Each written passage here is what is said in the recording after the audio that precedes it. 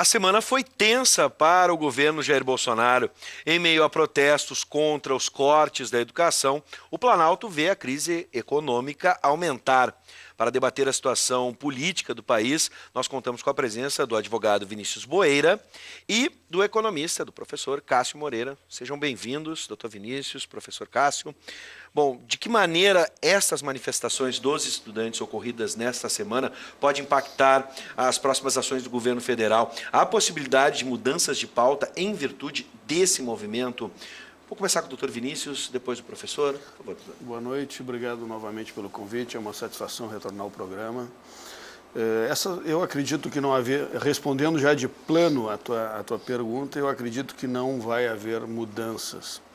E explico o motivo. Essas manifestações que nós vimos nessa semana, na quarta-feira, na verdade não são contra nenhum corte na educação. O corte da educação foi de 3,5% de verbas que podem ser contingenciadas, ou seja, não são verbas obrigatórias que essas não podem ser mexidas. Na verdade, o que nós temos é que temos uma grande massa de estudantes contrários ao governo, que fizeram campanha, ou seja, os estudantes no Brasil, na sua grande maioria, principalmente os que fazem movimento estudantil, que participam dos diretórios acadêmicos e dos grêmios estudantis, eles têm uma ideologia política totalmente ao contrário da que foi vitoriosa na eleição. Então, esta manifestação foi apenas aproveitando o mote, porque racionalmente não haveria motivo para essa manifestação, e que o que saiu na rua foram todas aquelas pessoas que estão descontentes com o governo, não por terem votado nele, mas porque votaram no candidato que perdeu a eleição. Então essa manifestação não tem capacidade de mudar absolutamente, no meu ponto de vista, não tem capacidade de mudar absolutamente nada nos rumos do governo. O que precisa ser adequado é o próprio governo, que está se fazendo uma auto-oposição, ou seja, existe uma necessidade de combate na guerra cultural, como a gente já discutiu aqui várias vezes neste programa, mas o que precisa ser feito imediatamente e inicialmente é resolver o problema, a encruzilhada que nós estamos na questão econômica. Ou seja, se nós não conseguirmos fazer com que o governo, nós que eu digo sociedade, fazendo com que a economia volte a rodar, que volte a diminuir o número de desempregados, que volte a aumentar o faturamento das empresas, que volte a viabilizar o Brasil economicamente, não vai haver absolutamente mais nada, porque o Brasil vai quebrar. Ou seja, nós precisamos urgentemente aprovar, principalmente a reforma da Previdência, sob pena de faltar dinheiro já no segundo semestre. Professor Cássio. Bom, em primeiro lugar, muito obrigado pelo convite, boa noite ao telespectador. Eu acho que os protestos, independente se tem uma maioria que foi contra o governo, havia também pessoas que votaram, eles sinalizam uma coisa clara, a falta de prioridade em relação à educação. É meio consenso para todas as pessoas que a educação é o caminho do desenvolvimento econômico, do progresso, né? E a partir do momento que um governo sinaliza um contingenciamento de 30 bilhões aproximadamente, né, 30%, sinaliza que não está sendo a prioridade. Então eu acho que esse descontentamento ele vem aliado a outras coisas também. A gente está com uma das taxas de desemprego, uma das maiores da história, né? A economia, todas as revisões em relação ao PIB mostram uma diminuição da expectativa de crescimento do PIB, né, do próprio PIB projetado. E isso, aos poucos, vai fazendo com que as pessoas comecem a sentir no seu dia a dia esse descontentamento. Eu até creio que as manifestações tendem a aumentar. E, por um lado, elas são muito perigosas no sentido de atrapalhar a retomada do crescimento econômico brasileiro. Se a gente voltar um pouquinho atrás no tempo, a gente vai perceber que o Brasil, em 2013, tinha uma das menores taxas de desemprego da história, né? Ou seja, todo mundo que queria trabalhar arrumava emprego. E a população foi às ruas, naquelas manifestações de junho de 2013. Isso fez com que despencasse a popularidade da então presidente Dilma, que seria reeleita em primeiro turno se as eleições fossem em maio de 2013 e acabou né, despencando a popularidade dela e quase não conseguiu a reeleição frente ao candidato Aécio. E essa instabilidade política acaba atingindo a estabilidade econômica.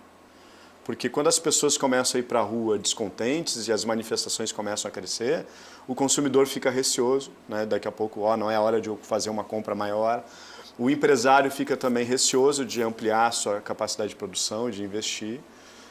E a formação bruta de capital fixo, que é um sinalizador do investimento, estava retomando uma tendência de crescimento no primeiro e segundo trimestre de 2013 e a partir das manifestações de junho desse ano, despencou mais de 8, 10 trimestres consecutivos. Então, o Brasil teve uma renovação de expectativas positivas com a eleição do presidente Bolsonaro, porém, vários erros que têm acontecido, tanto de comunicação como postura do governo, têm feito com que a popularidade do presidente comece a despencar.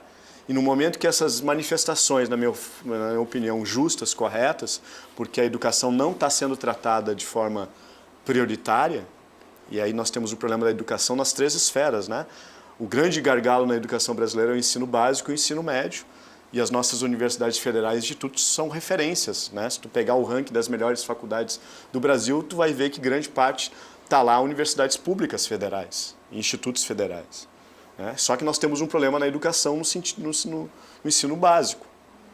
Só que tu tirar recurso de um setor para tentar alocar mais no outro, não resolve o problema da educação brasileira. Não é tu diminuindo os recursos no número superior que tu vai melhorar no ensino básico. Tem outras coisas que daqui a pouco tu pode tentar direcionar. Então, na minha opinião, as manifestações são muito perigosas no sentido de diminuir cada vez mais.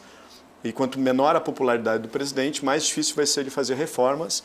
E uma das principais reformas do país é a reforma tributária, que mexa no sistema tributário, que é muito regressivo ao invés de progressivo. Bom, um pouco da resposta, acredito que cada um já tenha dado para esta segunda pergunta, mas é sempre bom a gente retomar com dados. O monitor da FGV mostrou que o PIB teve uma retração no primeiro trimestre de 2019. Bom, a pergunta é, quais são as apostas do governo para tentar reverter esse cenário? Uma, o doutor Vinícius já apontou, na aposta sobre a reforma da Previdência, né? Na reforma da Previdência. Outras ações deveriam ou podem ser tomadas na sua concepção, doutor? Eu acredito que sim. É importante a gente deixar claro que os problemas que o Brasil vive hoje na questão econômica não são problemas que foram criados hoje. Ou seja, não são problemas deste governo, ao contrário, se fosse por decisões tomadas neste governo, nós estaríamos com a economia provavelmente de vento em popa. O problema que nós temos desde 2003, quando o Lula assumiu o governo, ele inicialmente manteve uma política econômica do governo anterior, do Fernando Henrique, mas logo após ao mensalão, ele começou a desviar a política econômica que havia dado certo nos governos do Fernando Henrique, e nós começamos a descer a ladeira. Nos governos da ex-presidente Dilma, o Brasil realmente despencou na economia, e a economia ela não é um ente que se move rapidamente, ou seja, as decisões econômicas elas levam tempo para repercutir. Quando se toma más decisões, essas decisões não é no mês seguinte ou no trimestre seguinte que nós vamos conseguir avaliar. Então toda esta problemática, essa quantidade de desempregados é uma herança que já vem de 2 ou 3 mandatos presidenciais. Nós vimos um acúmulo de resultados negativos que vem culminando com isso que nós vemos hoje. As políticas totalmente equivocadas do governo anterior, inclusive que inicialmente geraram uma expectativa, uma imagem, uma falsa imagem de que havia pleno emprego no Brasil, se deve exatamente por erro da política econômica, onde o Estado imaginou que ele poderia ser o motor do desenvolvimento. Uma política totalmente equivocada que em lugar nenhum do mundo deu certo. Ou seja, não se pode substituir investimento privado por investimento público. Quando se faz isso, a repercussão imediata pode ser boa, mas a médio e longo prazo será totalmente nefasto e a situação nova será muito pior do que a anterior. Então, hoje, o que nós vemos é que toda a problemática de queda do crescimento, queda do PIB, aumento do desemprego, é reflexo de decisões tomadas nos governos anteriores. O que se tem que fazer, realmente, em primeiro lugar, é reduzir o gasto público. O Estado brasileiro é grande demais e a sociedade não comporta mais. A cada ano que passa se aumenta a arrecadação e se aumenta a carga tributária. De 88 para cá, a carga tributária passou de cerca de 25% para hoje em torno de 45%. Ou seja, agora no dia 30 de maio nós vamos comemorar o Dia de Liberdade de Impostos, ou seja, o último dia deste ano que nós estamos trabalhando exclusivamente para pagar impostos para sustentar a máquina pública. A primeira coisa que nós precisamos fazer é diminuir o tamanho do Estado e o segundo é reduzir o custo dos funcionários públicos, da ativa e inativos, além do INSS, porque isso é uma carga muito pesada para a sociedade e impede o desenvolvimento. E não é o Estado o indutor do crescimento. Nós só vamos ter melhoras nos índices econômicos quando nós voltarmos a ter investimento no Brasil. E o investimento privado só virá com reformas. Então nós precisamos, inicialmente, antes de falar em reforma tributária, porque a reforma tributária não adianta se nós não conseguirmos reduzir a despesa antes. Ou seja, como é que nós vamos reduzir a receita se nós não reduzirmos a despesa? Se hoje, com toda esta receita e este emaranhado legal, esse manicômio tributário que nós temos no Brasil, nós não conseguimos suprir, todos os anos nós temos déficits fiscais que são uma carga tributária que se joga para as próximas gerações pagarem. Então nós precisamos primeiro reduzir o déficit, reduzindo o custo do Estado, reduzindo o custo com aposentadorias e principalmente as aposentadorias do setor público, para depois pensar em fazer uma reforma tributária, que também é fundamental. Só que, inicialmente, o que tem que se fazer a reforma tributária é a simplificação, porque é muito complexa, muito contraditória, é muito complicado. As empresas no Brasil gastam mais de 4.000 horas por ano somente para poder se adaptar às regras tributárias e cumprir as obrigações principais, que é pagamento, e acessórias, que é prestação de informações ao Estado. Ou seja, isso em contrapartida aos outros países do mundo dá a média mundial em torno de 108 horas. Ou seja, o Brasil é um emaranhado legal que só empurra o contribuinte para a ilegalidade. Ou seja, nós reduzindo o custo do Estado, podemos mexer na reforma tributária, reduzindo a complexidade de arrecadação, e aí sim nós vamos começar a ter condições de ter investimentos privados, principalmente investimentos internos, para poder recuperar a economia, recuperar o crescimento, recuperar o nível de emprego satisfatório. Sem isso não há saída. Quero lembrar para você aí de casa, antes de passar a palavra para o professor Cássio, que você pode participar da nossa conversa pelo 99588-2374, pelo WhatsApp, 99588-2374, mensagem de texto. Mande a sua pergunta, mande a sua opinião também. E só para concluir, por favor, se tu me permite, professor Cássio, meio segundo e aí passa. Realmente a educação no Brasil não tem sido prioridade desde sempre. Ou seja, o investimento público deveria se dar nas séries iniciais e não nas universidades. Hoje nós temos um custo universitário muito grande para universidades pouco produtivas. Ou seja, nós temos um prêmio Nobel no Brasil e as universidades brasileiras custam por aluno muito mais ou o dobro do que as universidades americanas, canadenses, que recebem prêmios internacionais por qualidade de ensino. Professor, bom, vou cuidar para não falar o resto do programa todo, tá? Porque tem muita coisa. Mas eu vou começar pelo ponto de concordância, tá? Eu concordo plenamente, talvez seja o único ponto que eu concordo com o meu colega, é que é necessária uma simplificação de impostos. A gente tem uma quantidade enorme de impostos, que isso traz um custo muito grande para as empresas. Bom, mas vamos tentar tocar todos os pontos, tá? Primeiro,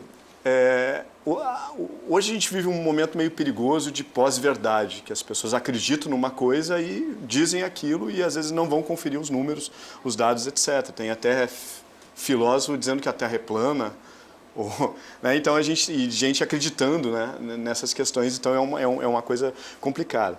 Se a gente, um economista que eu indico, um sul-coreano chamado Chang, que tem um livro muito bom chamado Chutando a Escada, que ele mostra o desenvolvimento de muitos países como se deu por meio da participação do Estado na economia, como o Estado sendo a locomotiva e a iniciativa privada dos vagões. A própria Inglaterra, que é o chamado berço do liberalismo econômico, adotou políticas protecionistas até se desenvolver, né? Lá que nasceu a Revolução Industrial. Depois que chegou num estágio de industrialização, ela começa a defender que não façam o que ela fez, mas sim adotem o liberalismo econômico.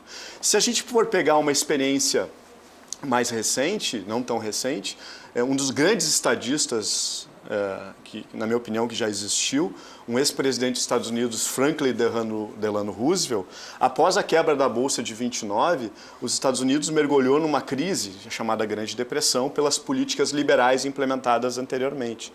E o Roosevelt lançou uma política chamada New Deal, né? Ou seja, tanto com políticas keynesianas, no sentido do Estado intervir na economia, regular e fomentar a demanda, e a partir desse momento o chamado bem-estar social, que perdurou por alguns anos, algumas décadas, tanto na Europa, na Escandinávia, quanto na América do Norte, com intervenção do Estado na economia, e fez com que o capitalismo tivesse a idade de ouro, né?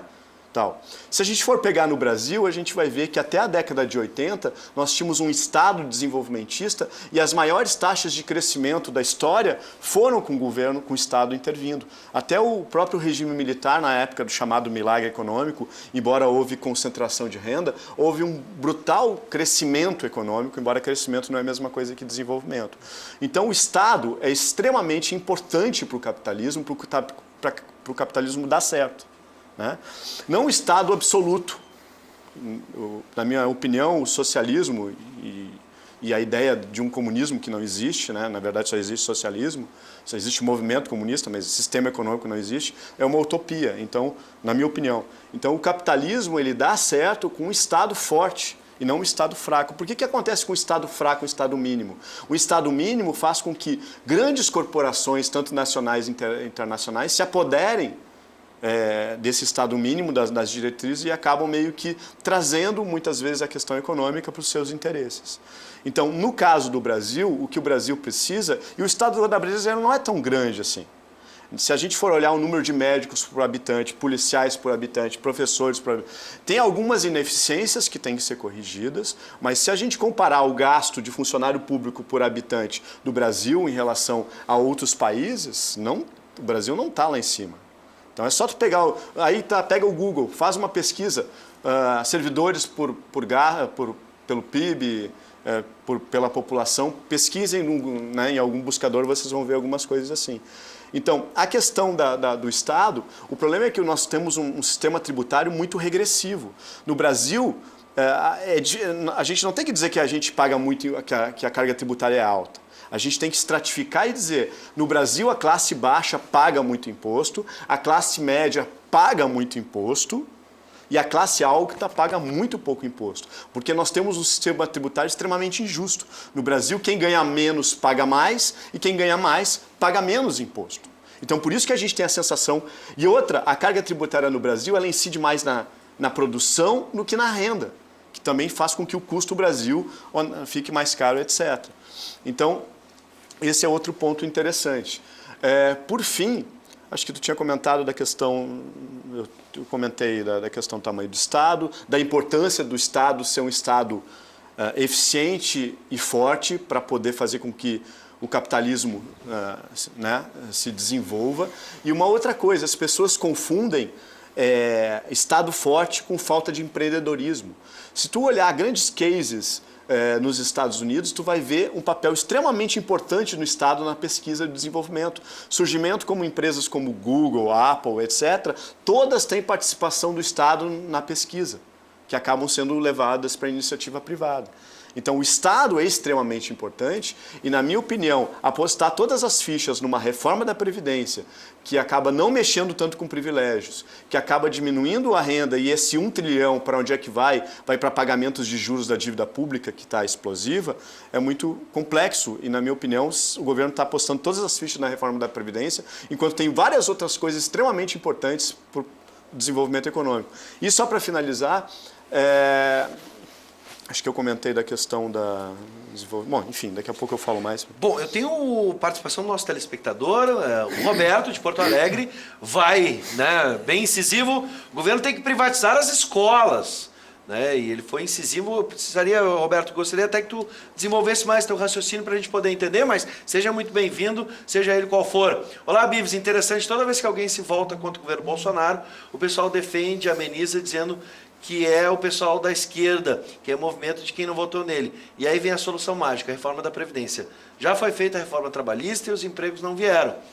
Então o presidente em festa lá no Texas, abre a boca e fala aquela miséria, ofendendo todos os estudantes. Acho que tem que parar de bater na mesma tecla e governar o Brasil para todos. Essa é a opinião do Alberto de Charqueadas. Bom, a gente está com um tempo super escasso. Eu ia entrar na questão da investigação do Ministério Público sobre o filho do presidente Bolsonaro, Flávio Bolsonaro. Rapidamente, a gente ainda não tem o prosseguimento dessa investigação, mas isso pode de alguma forma atrapalhar ou pode acabar, na opinião de vocês, como outras investigações que começaram, chamaram a atenção nas manchetes, mas depois não foram adiante ou até mesmo foram encerradas. Doutor Vinícius. Olha, eu vejo que crime é crime, independente de ideologia. Quem pratica crime tem que ser investigado, tem que pagar, independente de quem o seja. Eu fico com pena que isso não foi feito sempre no Brasil, principalmente nos governos do PT não foram feitas essas investigações, principalmente com os filhos do Lula, que agora que começaram a evoluir. Agora, se alguém ligado ao atual presidente ou ao ex-presidente tenha feito alguma bobagem, tem que ser investigado e tem que pagar. Perfeito. Agora, eu gostaria de voltar ao tema anterior, porque uma coisa me chamou a atenção, entre várias, mas uma que não posso deixar passar, é que a economia que se fala com a reforma da Previdência é uma economia que não existe. Ou seja, a Previdência dá um prejuízo. Esta nova Previdência prevê que este prejuízo será menor. Não é que vai sobrar dinheiro. Se a gente vai ao supermercado, enche o carrinho e dá R$300, eu tenho R$100 no bolso, eu vou ter que financiar R$200. Se eu reduzir um pouco o carrinho e der R$200, eu só vou refinanciar 100. Ou seja, não sobrou dinheiro. Não vai sobrar dinheiro. É importante que o telespectador compreenda que esta nova Previdência, o que vai acontecer é reduzir o buraco que nós estamos metidos. E não que vai sobrar dinheiro e onde é que vai se aplicar esse dinheiro. Não vai se aplicar em lugar nenhum, porque esse dinheiro não existe. Esse dinheiro que nós estamos gastando hoje, injustamente, vai ficar para os nossos filhos e para os nossos netos pagarem. E é isso que nós temos que acabar. Nós estamos matando as próximas gerações com o custo da geração atual. E isso é injusto. Professor, para encerrar, por favor. Vou tentar responder a colocação do colega e a tua pergunta, tá? Em relação à tua pergunta, eu acho que tem que ser investigado. Essas questões todas já estavam apontadas desde a época das eleições, né? E eu acho que vai ser um desafio, né, para mostrar até a própria independência do ministro da Justiça, Moro, em relação a essas questões. Uhum. Em relação à Previdência, se eu calcular a Previdência de 3 formas diferentes, a oficial que deveria pegar todas as receitas previstas, a reforma da Previdência não tem alta assim. Quando eu falo a reforma da Previdência, eu até já participei outra vez assim, eu não sou contra uma reforma da Previdência, eu acho que ela é necessária porque a expectativa de vida das pessoas está aumentando, enfim, então ela é necessária. Sim. Eu sou contra esta reforma da Previdência. E esta reforma da Previdência, se tu pegar todas as receitas que deveriam, ela tinha superávit até pouco tempo atrás. Se tu levar em consideração as renúncias previdenciárias, tem um déficit menor. E se tu pegar simplesmente as receitas e despesas, aí sim é um déficit astronômico. Na minha opinião, a solução para a Previdência, além de uma reforma, não esta, mas uma reforma tocando principalmente na questão da idade, vem com crescimento econômico. Porque o nosso país, ele teve embora os gastos estivessem aumentando, né? E uma correção, né? O nosso país cresceu 7,5% em 2010, sim, um pouco devido pela capacidade ociosa da crise de 2009. Mas os nossos problemas econômicos, eles começam principalmente a partir de 2012, 2013, sim, especialmente a partir de 2013, em especial no segundo mandato da presidente Dilma, que na minha opinião vai ser um desastre, com a nomeação do Levi, que é presidente do BNDES, do atual governo, como ministro da Fazenda. Então, o que acontece? A reforma da Previdência, ela vai ser equacionada com uma reforma, mas também com a retomada do crescimento econômico. Perfeito. E não a reforma da Previdência vai causar o crescimento econômico, ao contrário. A gente teve a reforma trabalhista prometendo vários empregos. Bom, enfim, né? Bom, a gente tem temos tema para mais tempo de debate. Infelizmente, televisão, o tempo é escasso, mas eu quero tem que fazer um programa só para debater. Mas mesmo que seja aos pouquinhos, a gente sempre agradece a presença do Dr. Vinícius Bueira, professor Cássio Moreira. Aos pouquinhos a gente segue o nosso debate, como todos lembraram, em outras oportunidades já iniciamos essa conversa em diversos aspectos. Mais uma vez, obrigado por nos atender e sejam sempre bem-vindos e até o nosso próximo encontro. Muito obrigado pelo convite.